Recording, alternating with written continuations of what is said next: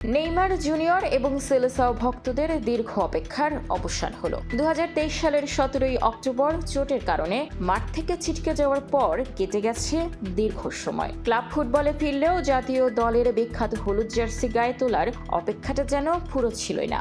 একের পর এক চোটের কঠিন সময় পেরিয়ে অবশেষে তাকে বিশ্বকাপ দলে যুক্ত করেন কোচ কার্লো আনচেলতি। তবে সেখানেও প্রথম 2 ম্যাচে তাকে কাটাতে হয়েছে ডাগআউটে।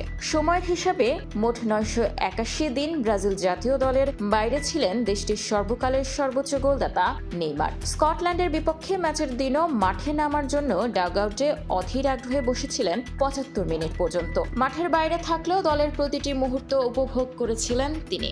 অবশ্য নেইমার মাঠে নামার আগে স্কটল্যান্ডের রক্ষণভাগ চূর্ণ বিচূর্ণ করে দেয় 5 বারের বিশ্ব চ্যাম্পিয়নরা। প্রথমার্ধেই তরুণ তুর্কি ভিনিসিউস জুনিয়রের চোখ ধাঁধানো জোড়া গোলে এগিয়ে যায় ব্রাজিল। এরপর ম্যাচের 60 মিনিটে ম্যাথিউস কুনহা দলকে এনে দেয় 3-0 ব্যবধানে উড়ন্ত লিড। গোল করার পরপরই কুনহা ছুটে যায় ডাগআউটে, উদযাপন করেন দলের প্রাণভোমরা নেইমারের সঙ্গে। আর সেই মহেন্দ্রক্ষণ আসে ম্যাচের 75 মিনিটে। নেইমারকে মাঠে ফেরাতে গোলদাতা কুনহাই বদলি হিসেবে মাঠ ছাড়েন। স্টেডিয়াম জুড়ে তখন দর্শকদের করতালির গর্জন। প্রায় 3 বছর পর চেনা ছন্দে চেনা জার্সিতে আবারও বল পায়ে জাদুকরি দেখানোর মিশন শুরু করলেন নেইমার। নেইমারের এই রাজকীয় প্রত্যাবর্তন কি ব্রাজিলকে এনে দেবে হেক্সা জয়ের অধরা স্বপ্ন?